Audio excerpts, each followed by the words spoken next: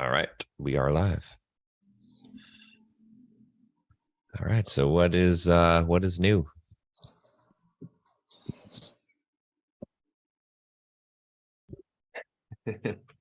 I'm back in San Diego. That's new for me. There you go. Felt your presence. Felt that. I signed up for a 100K race. That's definitely new. In February. I did not sign up for a 100K race. I'll be running in February 18th in Arizona. So started training for that, which will be exciting. It was kind of one of my coaching clients who hadn't really done much running. He signed up for it. And then I was like, you know what? Fuck it. I'll sign up for that. Sounds like deja vu here. Yeah. I remember you telling me last week. Yeah, you mentioned that. Oh, did I talk about the 100K race? Yeah. Oh, I did. Oh, okay. Yeah.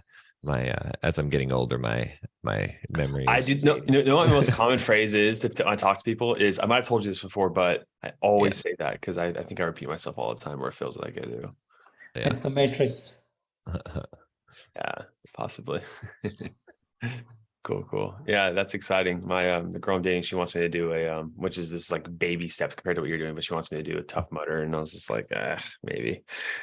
Like, I don't like running after something unless I'm chasing a ball like a dog. I just don't like running. Because I ran track in high school, and like I was actually really good. By freshman year, I ran a 4:05 mile time. Oh, wow. But then the reason why I quit and hated it, because the coach was like, he'd keep me after practice because I was like his little experiment. He's like, oh, you're gonna be great. And then the kind of straw that broke the camel's back is like, he's like, oh yeah, next year you're not going to play soccer. You're going to do cross country to keep your conditioning. I'm like, dude, I'm joining track to be better at soccer, not vice versa. Like, no. So I quit. Yeah. I mean, it's, I think running on the trails is a lot of fun. I think that it's always like, yeah, because I think it puts you more in a flow state because you have to like be more aware of where you're running, right? Exactly. Yeah. Plus, it's just like you're seeing awesome scenery and you're challenging yourself the whole time. And it's a variation of challenge. You know what I mean? Whereas we're just running straight flat. I did plenty of that. It's a different animal. So excellent. But a Tough Mudder, I've never done a Tough Mudder, but I imagine that would be fun too, because you're doing obstacles and all of that stuff too. So. Yeah, I think it'll be, like, I think there's literally an obstacle every mile, which is like, all right, that's not bad. It'll keep you engaged, Yeah. Cool. All right. Well, let's see. Who wants to go first? I usually do, but that's why I'm not going first, because I usually do. I always kind of jump in first. So, well, we let Manny go first this time. Okay. No, I don't have anything in my head yet, so I'll let someone else go. All right. Well, I'll start off then. Okay. Let me see what's new with me. So, I think I talked about it last time. I hired a full-time marketing and sales manager, Tim, and he's just kicking ass. He hit the ground running. He's got, he's basically, handling all of the communication for me. He's got some good plans in place that he's implementing. And it's nice because I can kind of just come up with some bigger ideas, and then he can just execute on that, which is great. So one of the big ideas that I came up with that we're going to be executing on soon is to do a sort of a social media strategy that was like Andrew Tate's. So I'm gonna send out applications, basically make an offering to starting with members to be able to make some money. And what I'm going to put out applications and then have them apply to for a position to create videos for Bulldog Mindset. And they're going to create new channels with video clips, Instagram, YouTube, whatever they want to do. We'll provide a little bit of training on some of that stuff. And then they're only paid on performance. So I have a table. So if a video gets 100K views, they get a bounty. For example, on TikTok, if they get 100K views, they get $50. If they get 500K views, it's $100, right? And so they can earn whatever they want, and I'll gladly pay the amounts based on the view. So I'm only paying for performance, and then within the videos, obviously, will be a plug for a link to the membership and whatnot, just so it's sort of a self-propagating thing. More people come in. We offer this as a business opportunity within the membership, and And so I think that we'll see how it works, but I think that could be pretty successful So they have because to do it on their channel, on their account. they're going to create new accounts and new channels, right? Which they'll own those. So, But are they relevant to Bulldog Mindset? They could be anything. no, they're going to be like clips channels or highlights channels, right? So they'll, they might create a Bulldog Mindset quotes channels or best of Bulldog Mindset, right? Something like that, where they're just going to take. So it has to be from something videos. Bulldog Mindset. Yeah, they're just going to take snippets from my videos, right? And then just like Andrew Tate had people doing it, I think that was a pretty brilliant marketing strategy. But I haven't really seen too many other people doing that, which surprised me. I thought everyone was going to start doing that, but yeah, I think that will work really well. Because if you have, let's say you have 10 people creating, let's say, Instagram accounts or YouTube channels, and they're just searching all of my past videos to find little nuggets of wisdom, a tidbit, a little 20-30 second clip, and they start posting those, a few of those gain some traction, right? And then my reach, my exposure is huge. Even though it's not my account that's necessarily growing, people are seeing my message, the name Bulldog Mindset, the branding, and then that's kind of the idea behind it. So that's a good idea. Like, what do you have like an overall arching kind of like goal for this? What you're expecting? The big thing, it's more of an experiment, right? Just to see what happens here, see if we can grow. It's almost like, can we go viral, and then also it also will distill down what is the best content and the best topics that people are most interested in, because you'll have a bunch of people that are combing through videos and finding clips, and we can see which clips are. Is this for people inside the Well program only? This would be. I'm gonna have this one more in the Bulldog Mindset membership itself, and then I'll expand it to the rest of the list if that is successful. But I want to get maybe 10 people signed up that are vetted, that are committed, that want to earn some extra money, and then sort of a pitch that we can make in the membership once we have this successful first group going through, is that it can be, hey, look, join Bulldog Mindset membership. We've got a way for you to pay for your membership right away as soon as you join, and maybe make another $500, $1,000 a month of easy income, right?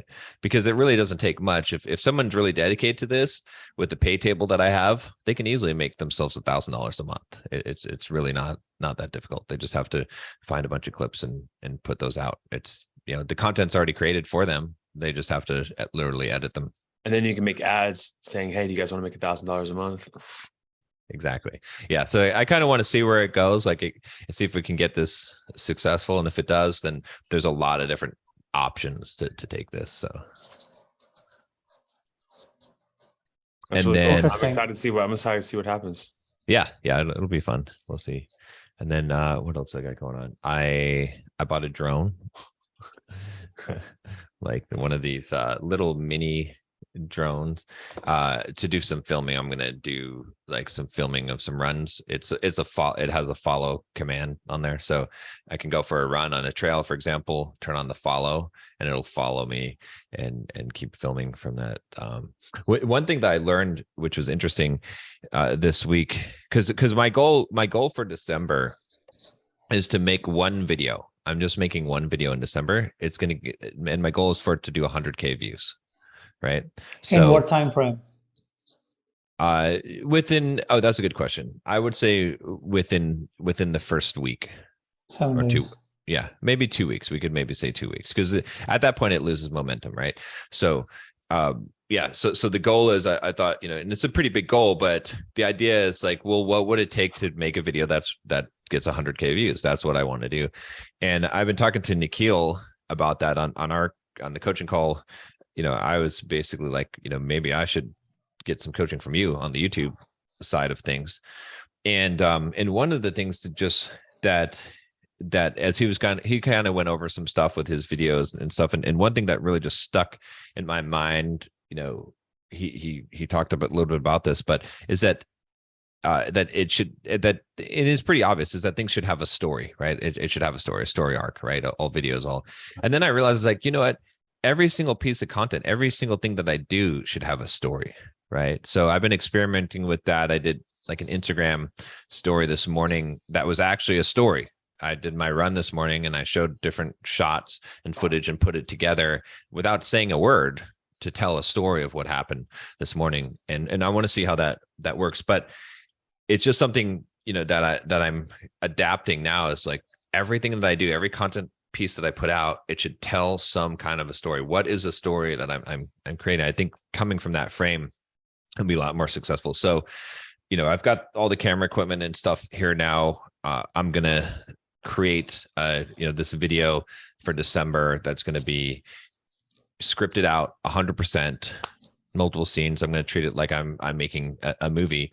And then the idea is, you know, if I can do this one time, then I can do it again. And then, you know, hopefully I can get it done faster. But even if I put out one video per month, but it was an epic video every single month, that would still be better than putting out 3 videos a week that only get a couple thousand views. So I agree with that. Yeah. I mean, I'm excited to see. And if it works for you, then I'll definitely try it out myself, you know, because I've always been like debating that idea myself. Like, should I put all this energy and effort into one amazing video? And then if it flops, I'm like, fuck, right? But like, yeah.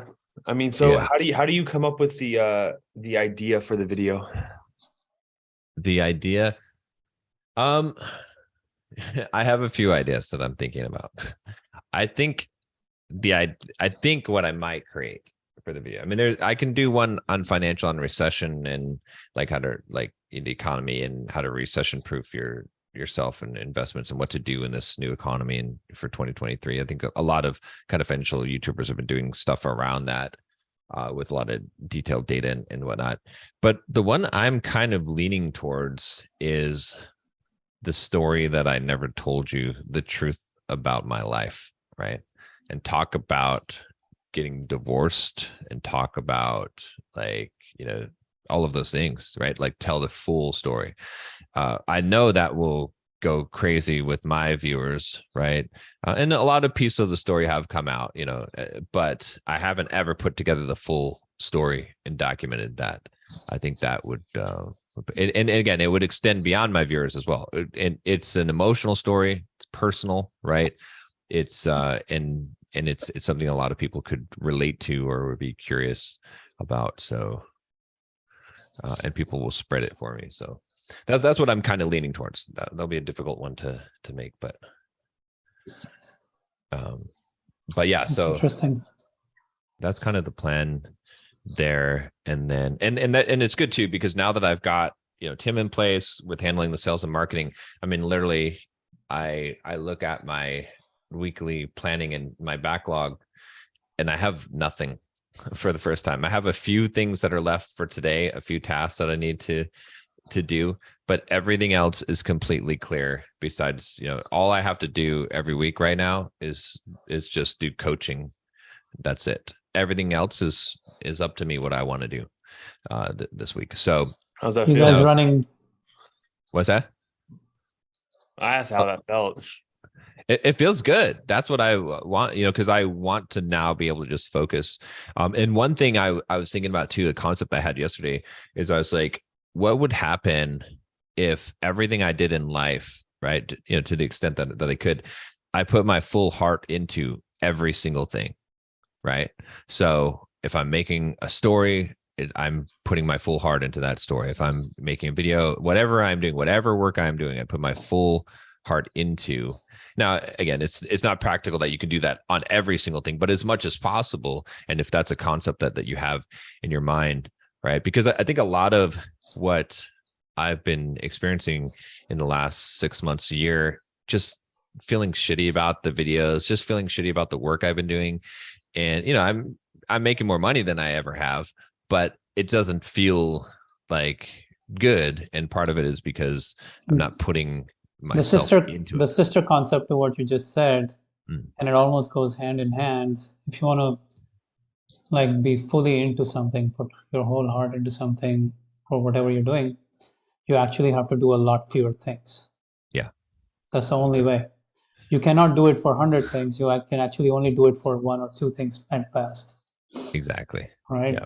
So the more things you have on your plate, the less you can actually afford to put your whole heart into it, because you're going to get pulled in 5 different directions. Exactly. Yeah. Yeah. So I'm really taking this idea of like slowing down. You know, I went through a phase and it sustained me well of gotta do like video has to come out every day, video has to come out 3 times a week, whatever this schedule. And I think it's important like to be able to develop that work ethic and consistency. But now I'm going the opposite direction. Now I'm saying I'm only going to put out, I'm going to work hard because I know how to do that, but I'm only going to put out stuff that I'm proud of, that however long it takes to produce the thing, that's fine. You know what I mean? And that's the artist approach. And like, that's something I've been wanting to do too. It's just like, yeah, I'll talk about myself in a little bit, but yeah, I totally agree with you. It's one thing I will say though, is like, in this course I've been taking from Clark, is like one thing he did mention that I liked was he had us take a strengths finder test of like the 5 top qualities that you have the most, your strengths. And he goes, as long as you're doing activities that align with those strengths every day, like you'll be happy. Mm-hmm. And so knowing that is like really important. I think you're probably now doing that. Yeah, I think so. Cause I was like, even like on Monday, like I was like, all right, I'm done. I don't want to do this anymore. I don't want to do Bulldog Mindset. I don't want to make videos. I don't want to just was like, I just want to stop, and then I think it was, Tuesday morning when I had that revelation, when I was like, what if I put my full heart into everything that I did? And also I'm reading a book by Michael Singer called The Surrender Experiment. And that was the other concept that was like, what if I don't care? Like, what if I just say, hey, you know what? I'm just going to do what I'm going to do. And then whatever happens, it happens. And I'm not putting the pressure on it, because there was all this pressure on like how to make these videos. They have to be better. They have to. And it's like, well, let's take the artist approach. Let's just let life happen. And I still have a direction I'm moving, but I'm not invested in that direction. It's just a direction that I am going, but whatever the path takes me as I'm moving in that direction, which is what I can control, then that's what will be. And that just completely changed my outlook on things. So it was like a Satori moment, or what they call it. But yeah, so that's what I'm doing. I'm trying to think if there's anything else really. You guys running ads? We have the sales guys, and they are they're calling through the existing leads first, because we had all those leads that we paid for. So they're going to exhaust those, and then as soon as they're done with those, then we'll be starting up the ads again. And again, Tim will be in charge of that. He's good. I told him to come up with KPIs for himself, right? So he's going to come up with what KPIs make sense. We'll review those and decide. This way I'm getting the numbers, the reporting from him. And then what else was going on with ads? Yeah, I think that's pretty much it. We're going to do a Black Friday sale. Tim came up with the idea of doing, which I think this is smart, is doing the Well program as Black Friday, right? At a lower price point than the full price that we offer through the sales guys, but he's going to send out some promotions for that. And the thing about that is, it's like, because normally we did membership for Black Friday, and there's, what if we did a free membership? What if we did, this or that? But let's say best case scenario, let's say I did a free membership, right? Get into Bulldog Mindset membership for free trial, right? I would probably get a lot of people sign up, maybe several hundred. And let's say I get 200 people that stick, that are paying me $40 a month, right? That's $8,000 a month of revenue, right? I mean, it's unrealistic that to 200 people stick, but that's $8,000 a month of revenue. Okay, in 1 year, that is $92,000 or $96,000, right? So if we launch the Well program at $3,000 for the Black Friday sale, right? And we only make 50 slots available.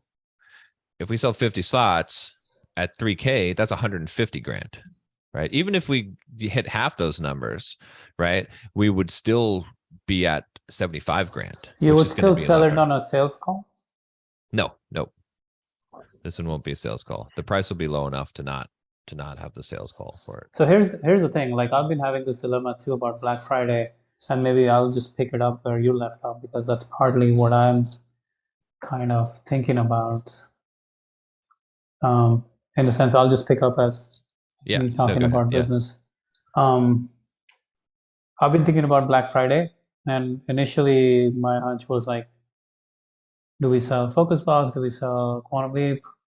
Or do we not sell any of these things? Like, here's my take on this whole thing.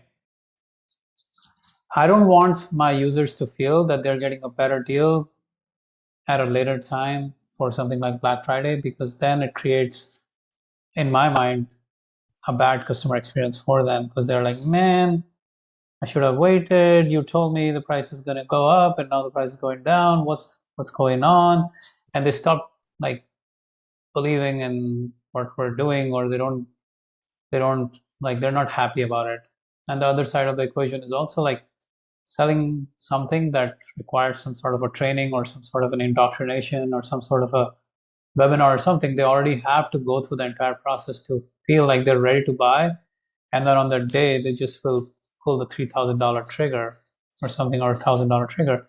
If they're not even sold on the concept, then getting them to pay 3,000 is going to be hard, or 1,000 to be hard, right?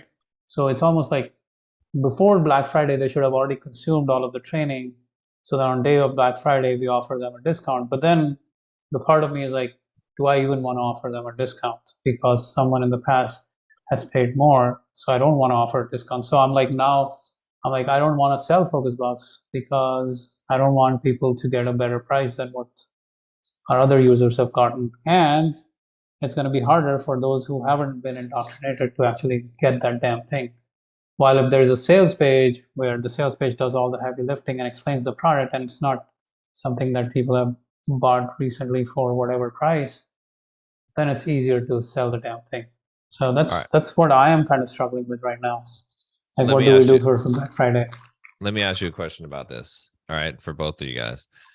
Is there anyone that you're subscribed to their email list or to any of their content that you are aware of what their pricing is and what their discount, the lowest they've ever discounted something is? Apple products. Okay, besides Apple products, besides commodity products that are right, I'm talking about an info marketer, digital content space. The only people who know this are the customers who have bought it. Right, but you're a customer of a lot of things. You've bought a lot of digital products. Yeah, so anything I paid like $1,000 plus, I know what I paid, right? Yeah, but do you track the price? Are you aware of if they change the price? Do you have any knowledge of that? No. Would you know if they send out emails discounting the price? Would you not know. And if they did, let's say you paid $1,000 for something and then you saw an email 3 months later and it was $700, would you even care? If you found it valuable for your $1,000. Well, because in the sales communication, sales process, we do say like, and probably everyone says, this is the price. You're not going to get a better deal than this, right? This is the best price you will ever get. That's the part that I am kind of skeptical about. Like, I've already said that. I've already drawn that line in the sand. This is the best price you'll get. Yeah, I'm just saying that, I mean, people are not going to be aware. Like you should make the decision based on what will be the most profitable move for the business, not based on maybe like a handful of people, if even, like being price aware enough to be like, hey, this sucks. I mean, if you literally have people that do that, you can always offer them a discount or offer them a bonus or offer them to extend their Focus Blocks for free for the next 6 months or something like that, and then make them even happier, right? So I think there's easy ways around that. I just wouldn't take that into consideration.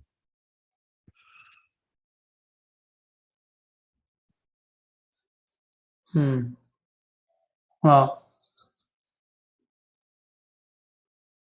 because most people don't really care what we're doing. You know what I mean? Like, it's funny. It's funny. Like, as an entrepreneur, we're like, they know, like, you know, we almost have the mindset. They watch every single video that I put out. They know, they watch every Instagram story. They watch all the stuff. They know exactly what's going on. They know exactly what my pricing page looks like. They know when I changed my marketing style or whatever. People have no idea. Like, there's a few people that are like obsessed about your stuff, but they've already bought your stuff. Those people, you know, it's like, you know, but for the most part, they know very little about you. I mean, if it were so easy to get for people to know everything you're doing, then it would be so much easier to make sales. We wouldn't need to. We're struggling to get them to notice us at all. That's like, to remember and to notice and to, you know, I think that's the more of the struggle. At least that's my perspective on it. But Yeah. Well, Never thought of it like that.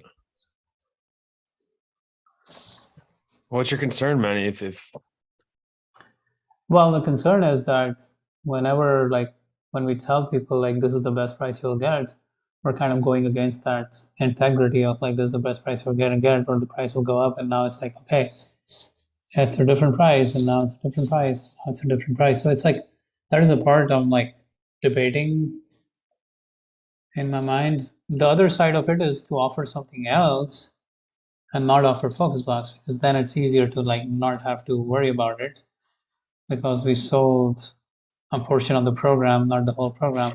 For example, in your case, John, maybe you sell a snippet of the program, you sell the program without the coaching calls for a discounted rate.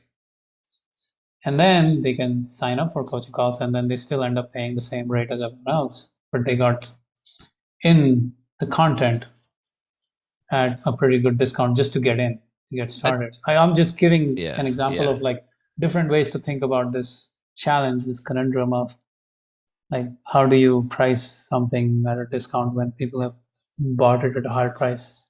Initially thinking that they're going to get the best deal right now, which is what we communicate, right? The price is going to go up in the email, in our calls, in our marketing. We say that price is going to go up, price is going to go up, go up. And then suddenly price is going to go down.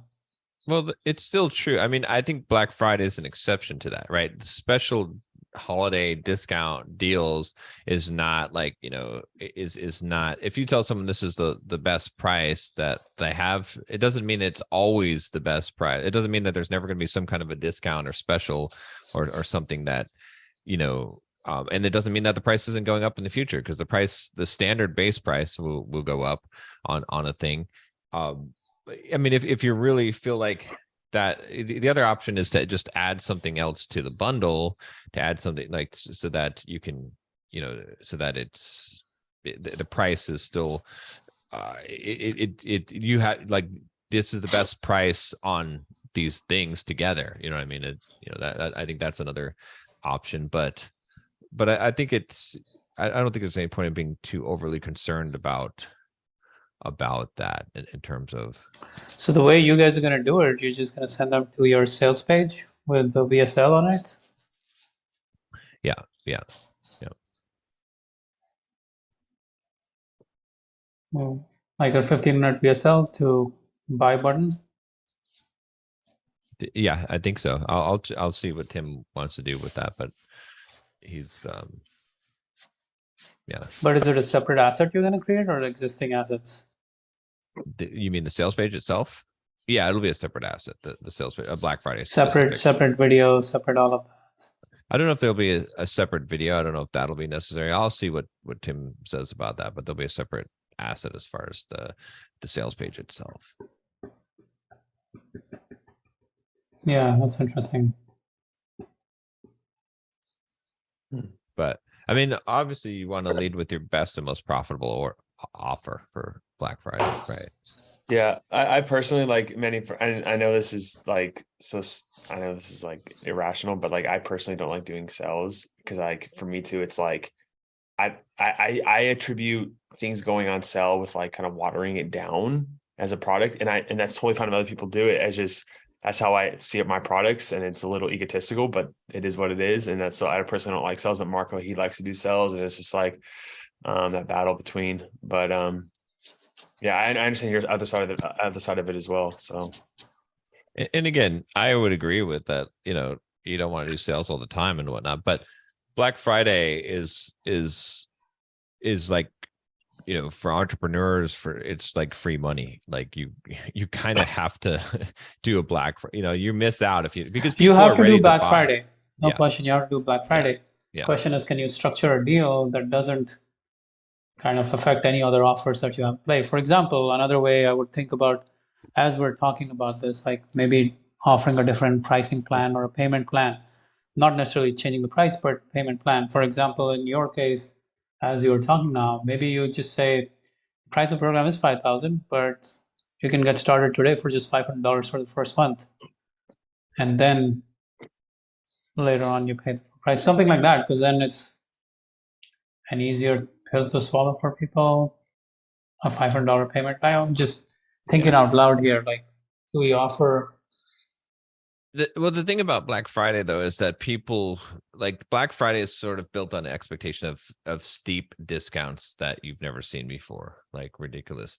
And as I've done Black Friday sales in the past, the most successful ones have always been the ones with the steepest discount, where it just is like, damn, this is a crazy deal, because that's what people are looking for, because they get a lot of Black Friday emails. They're like, oh, I got to jump on this one. This one is crazy, and that's how you. But it's expected too. That's the thing. It's like I've never had someone like complain about Black Friday deals saying, "Hey, I paid more for this thing," because you expect that Black Friday deals are going to be crazy deals.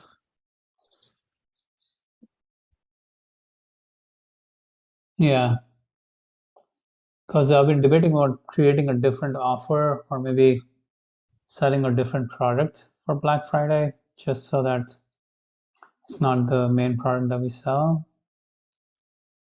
It's sort of a conundrum though, because like part of the reason that makes a Black Friday sale work so well is because it's a known offer and a known price, and then when it's discounted, the discount is real, right? And people are like, damn, that is serious discount.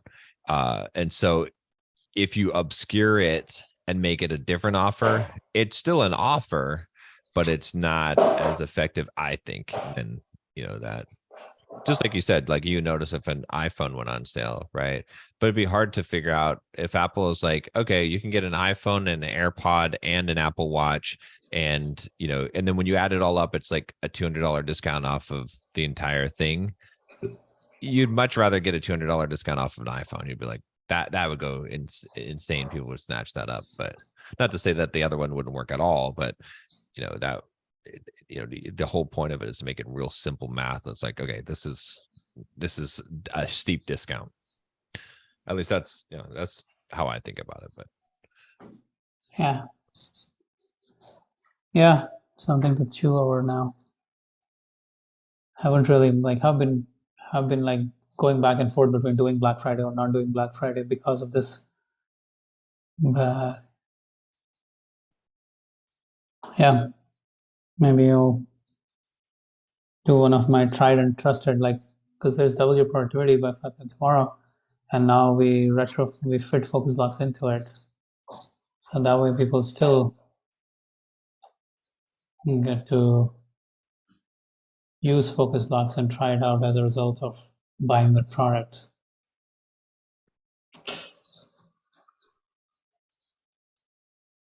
Yeah, work in progress, but I need to make up my mind soon, because we only have 2 weeks. We only have 2 weeks left for Black Friday. Yeah. Yeah. Okay. Well, that's all I got. Okay. All right. Well, what you got, Josh? I mean, same dilemma. I'm going to Miami on Saturday to meet up with Marco. I'm going to be there for 2.5 weeks. So we're going to work together, which I think is good, because then we'll be able to brainstorm day by day to try to figure stuff out. Yeah, like the Google ads are just shot. We lost lots of money, like $6,000 this past week. So we're like, all right, we need to turn down the spending. So we did. Google or YouTube? YouTube. I'd say Google because, and so we're considering Google search as a potential option. There's a lot more competitors, and like we're competing against like BetterHelp. And so this was your first time doing YouTube ads, or you've been doing it for a while? No, we did it for our other product, Dopamine Discipline, and we did pretty well there. And then ever since the keywords changes came into place, they're supposedly going to take place in 2 months, but they've already put them into place based on the numbers. But so we're just trying to figure out, where to get our traffic. It's like our funnel is proven. Like if the right eyeballs see the ads and go into the funnel, like they become customers. Like, so we have the proof of concept. It's just getting our ads in front of the right people is the hard part, right? So yeah, we're struggling. We're trying to figure out Facebook better. Lately, this past 10 days, it sucks. Like the lead quality from Facebook compared to YouTube it's way different. Like on paper, these guys, they say they have money, they come in and like they seem like they have a good job and like they say they're committed, and they come in, there's horrible leads. Like these sales calls, we're looking at our sales calls notes from the reps, and it's just guys that are just like, one guy was just like, well, let me see every individual license of each coach there. I want to make sure, like stuff like that. And then just people like, well, can I get like, if she doesn't come back in home and rip the divorce papers up, like in front of my face, like, can I literally, this guy says like, can I get my money back? It's like, what? So leads like that. And I'm just like, fuck, man. And so I'm thinking like, what can I change in the copy maybe to make it be even more selective? I'm pretty selective, but like you have to be an action taker. We don't, if she is your soulmate, you are 100% in. Like if people just, they'll still sign up and want to get a free call. Even though I say so much in the VSL and at like that, it's not just a free call and all this stuff. So yeah, kind of struggling right now just to figure out what these next 2 months are going to turn into, man, because I think one of our sales reps, I don't blame him, but he's like, we haven't been getting any good quality leads past couple, like 10, 14 days. So he's kind of like, I might need to move forward and move on. I was like, I understand. Shit. What's your ROAS right now on this? Dude, we on Facebook, we're on right now total with everything, we're breaking even. Like total in what time frame? because like I know it's been the past like 2 weeks, right? So since the beginning of November. So like an average cost per call is like 400, but follow me here. About 25% of them are showing up, right? And so 1,600 then. Right. And then also, the closing rate's like 20% right now. And so do that math, and then $8,000 per sale. Basically, if they pay in full, we're breaking even, and a lot of them aren't even paying in full. So it's like we're losing money. So, but the month before that, what was it? What do we do? What ROAS? Yeah, and we had like a freaking October, was it 14x ROAS or something like that? You know what it could be. Again, I'm just throwing this out here. Seasonal. Right, because that's what I said to Marco. I was like, from a wife's perspective, like my mom, by the way, did the same thing. Like when she broke up with my dad, it was like, let me get through the freaking holidays with him, and then I'll leave him. Yep. So that could, like, I told Marco that, and he said that makes sense too. And it's like we have no control over that. So silver lining, let's try to improve things as much as possible for when the New Year's comes and all these divorces start coming in for the spring. And yeah, it could be that October was really good, because that was the last cutoff. As like, you know what I mean? It's like after November, you got to stick together. Part of me is like, no, John, like, no, the divorce is gonna happen. Divorce is gonna happen. But like, no, like individual psychology. A woman's like, I can put myself in a woman's position. Like you're with this guy, you're like, all right, Thanksgiving and Christmas, I don't want to explain to the family right now. I don't want to have to go through this right now. I can go another 2 months. If I'm going years with this guy and upset, let me go another 2 months before I break up with him. That makes perfect sense, to be honest. Yeah. But like in the meantime, we try to figure it out as much as possible until then. Like, how much is your ad spend right now? We reduced YouTube down to like 600 a day. It was a lot more. And Facebook, I think, is 1,000. I think. So you're still doing just that to break even. Yeah. You also have more competition too at this time of year in the for the leads, for the ads, right? Because every retailer, is so ad prices are going up, which you may not see your ad prices go up, but you might just see your lead quality go down because those eyeballs are being taken by the product. Yeah. Right. Are your CPMs going up? Everything's gone up. Like everything's gone up. Yeah. So yeah, you're right. It could be seasonal, but like, I mean, fuck, for like 2 months. It's like, what are we gonna do? It sucks. It just sucks having like a business that just like doesn't have this stable, reoccurring revenue, just to like, you know what I mean? Like it's like I feel like we're going like this the whole time. And partly a lot of it's our fault because we switched markets, recently, and it was like, oh, this is great. And then YouTube switches everything, all this stuff's happening. And so how many total customers do you have for the marriage program, like lifetime that you've had? So we've had it for 3 months, and we hit up to, I can tell you the exact. Oh, I mean, we have some marriage mastery light cells, so I'm not going to include those because I think we sold about 20 MML cells. But for marriage mastery full, we have. Hold on, give me a second. I'm just going to go to the Facebook group, and there's obviously a couple people that are in the Facebook group. We have 145 members. Okay, so, and what would you say that you think that the success rate of those guys, where I'm going with this, and you don't need to say the success rate if you don't want to say it, but where I'm going with it is basically, is there another product that you can create to get you through this, to sell to your existing customers to now take the next step, the next level? For example, I was just talking to Nikhil about this with his YouTube channel, because he's doing YouTube coaching and he's selling it for like $5,800 for like a 3-month program, and that's basically starting them up so they build their YouTube channel. And I was like, hey, when these guys get to 2,000-3,000 views per video, they can start making 5-10K a month, just like I taught you how to do with your stuff. And I was like, so you should sell them. Because he's like, well, what happens after the 3 months? I was like, so have a mid-tier program that's $10,000 or $15,000 and sell them that, because now you're selling them, hey, how to make money on YouTube, because now they can do it, right? You brought them from one stage. So now you've got these guys that have saved their marriages, or actually you could go either way, right? And that is the same thing with, we had a downsell for Nikhil if they didn't succeed. But you could say, all right, whatever outcome, if they had a good outcome and they saved their marriages, now they need a program on how to strengthen their marriage and never have this problem again, and like make things even better, like whatever the next step is for them to go to grow themselves. And if they haven't done it, then they need a program for how to be a single man again and re-enter the dating market. So maybe you can take your existing customer base and sell another program to them. This way you don't have to rely on the ads and bringing new people in if it's a dry season. Absolutely. I mean, we have our dating product already, and it was on the timeline to eventually create this upsell, like whether through a mastermind, right? And we wanted to do our customer research to see like, okay, what are these guys actually wanting, whether it's like a better sex life or health, wealth related, like, we don't know, right? And that is on the plan, John, but like we were going to do that once we were going to focus as making sure that these consistent front end sales were coming in before we put our time and energy into the other stuff.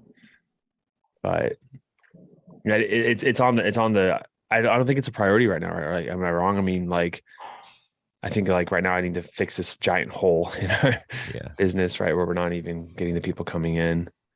I got one other idea for you for lead sources. I don't know. I mean, I don't know if anyone's doing it, or divorce filings are public records, right? Go on. So what if you just started searching the public records and then every day looked at the divorce filings and then just started cold calling people who just got served papers? You could probably have an unlimited number of leads that would be free. I mean, they'll be hot leads in terms of timeline. There'll be cold in terms of, so they might not convert as well, but they'll be free. Essentially, you could hire some people to do that, and then, send the good leads to your sales guys. I didn't know it was public record. Okay, that's interesting. At least I'm pretty sure it's public record. Well, I'll find out. But one thing we were thinking of too is like cold calling, like just a bunch of like couples therapists, and then like, because it's recommended when a therapist to like always refer to additional services to help the client. And we can, I don't know how we position it, but like we can say, hey, like I help specifically men, So like, do you think this man needs additional individual help? And then we can do like a referral for the therapist if they do close the clients that they refer to us. But then at the same time, there's like the whole HIPAA thing where it's like confidentiality, where it's like, you know, I think they can still do it. They can just be like, oh, check this guy out. You know what I mean? You have to know the name of the person to find the record. Yeah. Oh, for divorce filings. Yeah. I'm sure there's services that that would do it without knowing the name, like that would give you a feed into the data. Or I'm sure there's a way to you could look at the recorder and see what, you know, what's recorded every day and then sort through those. I would there's got to be some way to do that. There's I'll look into it, you guys. Yeah, thank you, John. Yeah, that's a good idea. I'm trying to get creative with like just how to find the right eyeballs, right? And like, obviously, like my expertise and my proclivity is toward YouTube, is like organic, you know, and just like pumping that, like you said, John. Like, if I could just wake up every day and just like produce content all day to bring people in, do a little bit of coaching here and there, like 80-20, like 80% like creating and then 20% coaching, like that's my ideal. And I had that for a couple of weeks, or a month or two in the business. And I was like so happy just every day waking up, just like creating stuff. And now it's just like I'm doing so many different things. Like I'm spread thin across so many different avenues. Yeah. But other than that, yeah, like speaking of organic, I'm just like, it's like our videos I feel like are really high quality. I mean, I can always do better, but I'm just trying to think for myself, like, what's the next step with the YouTube? Like, how do I get a video that just kind of pops off on the channel? And, you know, I don't know, like if I'm having a limiting belief here, but I think with like the niche of the channel, like there's not a video that will go viral. Like I really have to make the videos that are going to get a lot of views are going to be evergreen. Like it's going to be something that just, ranks high for the search term. And so trying to like use that strategy, I think is optimal. And I think what you said with the whole story thing is like, yeah, stories always win. And I think putting an inordinate amount of energy and effort into those evergreen videos is like fundamental in succeeding. What if you make a video that's like the ultimate guide to saving your marriage or you know, or something, you know, equivalent to that, or like what happens when you get divorce papers, like the ultimate, like the next steps you need to do, like some kind of like 30-minute video just packed with information, just like telling you exactly what, just so valuable that everyone's like, oh shit, let me share you this video, like, you know, and they share it to anyone that they know,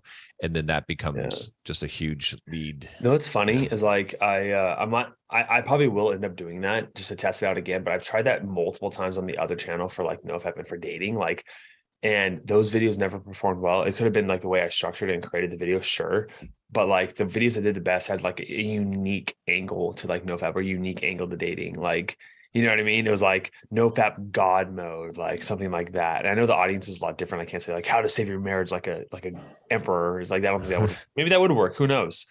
But like knowing the market, it's like usually like men that are like 45, right? So it's like kind of, it's not really the same kind of idea of titles, but yeah, maybe it would work. I think just like putting out like almost incorporating just a lot of elements from the actual coursework and just like making this masterclass video and just seeing how it performs. That is something I want to experiment with. There is that fear, like I said before, it's like, what did I put all this energy and effort and it flops? And it's like, well, I could have made like 5 other videos, like the same amount of energy, but it's worth testing. You're definitely right. It's worth testing for sure. Actually, I'll probably start on that today because today's my content creation day. So there you go. Yeah. Cool. I mean, that's pretty much it for me. Like I started reading this, I downloaded so many business books and I'm like scattering my attention across all of them. But right now I'm going to read, it's let's see, it's called The Personal MBA. It's kind of like by Josh Kaufman. I think so. Yeah. I think so. Yeah. You read that? Yeah. Yeah. It looks good. Did you like it? I thought it was good. It had a lot of, I mean, it's probably a lot of stuff that you already know because it had a big, a lot of different sources of, you know, basic kind of internet marketing, how you build a business. But I remember it had it was a book I would recommend for anyone starting a business for sure. I don't know if it'll at your Okay. stage if we'll have too much. But Josh, what was your cost per lead when you were profitable on Facebook? What say that? What was my cost per lead when what? When you were profitable, like last month? On Facebook alone? I don't have that information for Facebook because I was more focused on the YouTube traffic because that's what was like generating majority of our like 80% of our revenue. Oh, last month? Yeah, the previous 2 months it was like YouTube, and then that's what like switched for us. Okay. I don't Well- understand. I don't understand like why like YouTube would like. I don't know. I feel like they're losing money when they. I guess like not really like compared to how much the brands spend for ads versus how much like small advertisers like us like spend. I guess it's not even like a comparison, right? Like giant companies like car companies and food companies are spending like hundreds of thousands, right? Like versus like someone, yeah. It just sucks, but it's reality, so you got to accept it. Well, the reason why I'm asking this question is because there's always something more that can be done on the ad side to make them better. Yeah, always improving More the copy, streamlined, and right. yeah, great. Yeah. I mean, I'm. Do you guys have a system for it, like for your creative testing? Yeah, well, I mean, we split tests and stuff, but we can always be better at it. Like, There's a Sure. course that I've been going through, which has been pretty amazing. okay, Creative testing mastery, creative testing mastery. right? By this guy, he has been doing this for really big brands, done over $60 million in ad spend. So really methodical, streamlined way of doing it. And that really, really, really helps bring down ad costs because you can't control exactly all the lead quality per se, but you can at least control the ad cost. So what if you could reduce your ad cost by half? That would change everything for you. And I know it's not that easy. It's not going to be a walk in the park, but there's a process to the madness. It's not as simple as just A/B testing stuff, this and that. Right. It's a whole, like, he has a system and a process, and it makes so much more sense than what I was trying to do in the past, which is just like, oh, let me test this and let me test that, blah, blah, blah. Very helter-skelter. So worth testing. What's the name of it again? I can creative mass. Yeah, I can send you the. See if that makes sense. If they have any Thank sales you. page on it. Cool. Thank you. Thank you. I'll check it out. No, so these guys are no. This one is for one-on-one coaching, but that's not the one I'm talking about. I mean, you could do it with them. These guys are good, but they have a course. Like I saw a Facebook ad for it, and it's like $100 to get started. That specific course that gives all the testing methodology. But yeah, you could Cool, like cool. if you have a media buyer, or if you don't have a media buyer, like they usually start working with people once you're already spending 10, 20K a month. Seems like you guys are. Okay. Are you guys doing media buying in house? Yeah, we are. Marco, he's looking for an ad agency. Only supposed to be checking, like reaching out to people just to see what they're saying. We can get some help, but he's been doing it all himself. Yeah, All right. Well, something to consider. definitely appreciate you. hey, one thing, since well, I guess we're all kind of leaving again, but we all need to get together and go for a hike or something when we're all in town. You know what I mean? Like, when Yeah. are you leaving, Josh? Yeah, I leave Good. Saturday and I'll be back in November 27th. Okay, I leave Thursday to go to Florida. Okay. Oh, you'll be in Florida too. Nice. Yeah, I'll be in Tampa area. Cool. Yeah, you guys can't meet in San Diego, but at least you can meet in Florida. Yeah, maybe. Yeah.